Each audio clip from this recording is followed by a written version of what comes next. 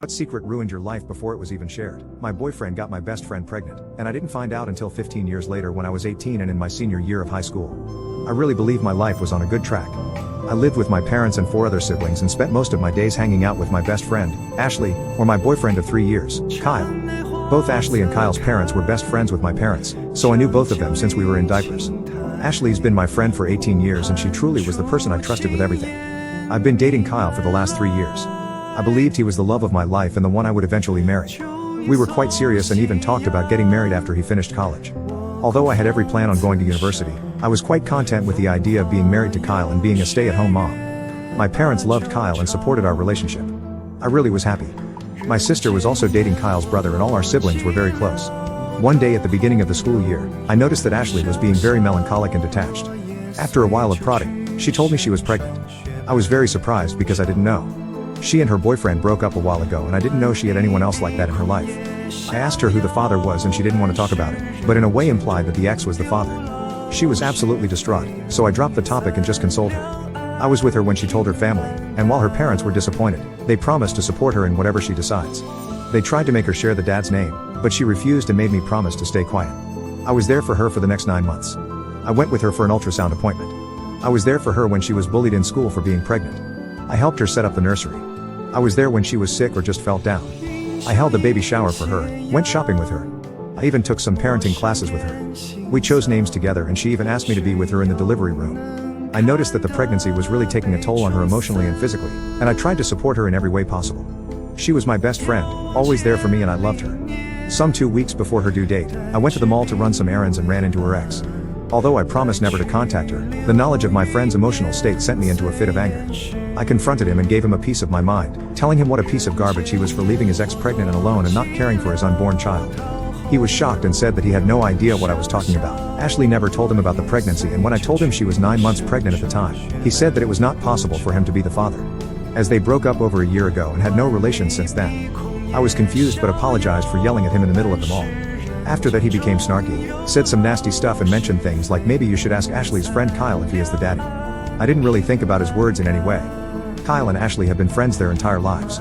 We were always very close, but they never showed any sign of being anything more. That evening my younger sister and I were preparing to have a movie night. I began ranting to her about confronting Ashley's ex and his words. My sister, who was usually very outspoken, got quiet and didn't really respond to anything I said. After a while, she excused herself and went to the bathroom. I decided to go and get some snacks and went downstairs to the kitchen when I overheard my younger sister berating my mother. I heard my sister tell my mom about me running into Ashley's ex and what he had said. She told my mom she no longer wanted to hide from me the fact that Kyle was Ashley's baby's father. I was shocked, absolutely shocked. I stumbled into the kitchen and demanded an explanation. Both my mom and my sister became white as a sheet when they saw me. Then my sister started crying her eyes out. My sister explained to me that during the end of the summer break, Kyle and Ashley attended the same house party, got intoxicated and slept together. Ashley got pregnant and told Kyle, but they were both too ashamed and afraid to tell me. They also didn't share this with their parents. Ashley, however, couldn't keep it a secret and told her mom and dad, who told Kyle's parents, then later told mine as well. This all happened when Ashley was in her first trimester. By her second trimester, all of my siblings and all of Kyle and Ashley's siblings knew about this. Everyone except for me. I simply cannot explain the way I felt. I was physically off for the next 3 days and I couldn't speak to anyone. My parents were apologetic, but explained that they didn't want to see me hurt or ruin everyone's relationship. I did not speak with Kyle or Ashley. Although they bombarded my phone with messages and calls and also came to my house, I refused to see them. At one point, Kyle's mom came to our house and my mom allowed her into my room while I was lying in my bed, still ill and just emotionally drained from the betrayal. She tried to convince me to forgive them and how Ashley and the baby need me. I said nothing. 2 weeks later, Ashley went into labor. I learned from my parents that she had a hard delivery. She lost a lot of blood and needed an emergency C-section. Kyle even had the gall to attend the birth. I was distraught and inconsolable because of the betrayal by both, because I planned to be there and now physically and emotionally couldn't because I was looking forward to this moment for months. My older sister immediately went to the hospital to be with her boyfriend. My other siblings weren't at home, so I was left alone with my parents. All I wanted was to lay in my bed or cuddle in my bed with my mom and cry all my feelings out. My mom received a call from Ashley's mom. She came to my room and told me that she and dad were going to the hospital.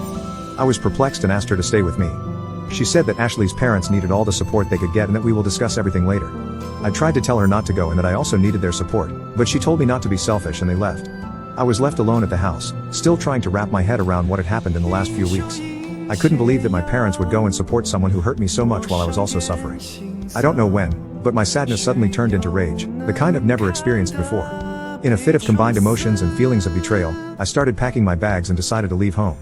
It didn't take too long before I started having second thoughts and just sat in the living room feeling empty. After a while, I received a text from my sister. The text said that Ashley gave birth to a healthy girl and that they were both okay. She attached a pic of the newborn and told me they named her Sarah, which was the name Ashley and I chose some months ago. She sent a second text a while later telling me that my parents and she were going to join Ashley's and Kyle's parents and going to a bar in the town to celebrate. It was at that point that I was sure I was making the right decision and I left. I ran away on the train and stayed at a hostel in Phoenix. I got a job at a store there and planned to finish high school. My parents, my siblings Kyle and Ashley tried contacting me but I ignored them. My mom sent me a panicked voicemail demanding I come home, but I refused. My mother also reported me as a missing person, but I don't think they ended up investigating it since I was 18 years old. Soon after, I met the love of my life, Dean. He also lived in Phoenix and also had a really complicated relationship with his family. He introduced me to his group of friends and they all helped me finish high school. I don't think I would still be here today if I hadn't met him that day. Later that year I moved in with him and 2 years after that we got married. We now have 2 kids and I'm still no contact with my family, Kyle and Ashley. I'm living my best life without their harassment and I couldn't be happier.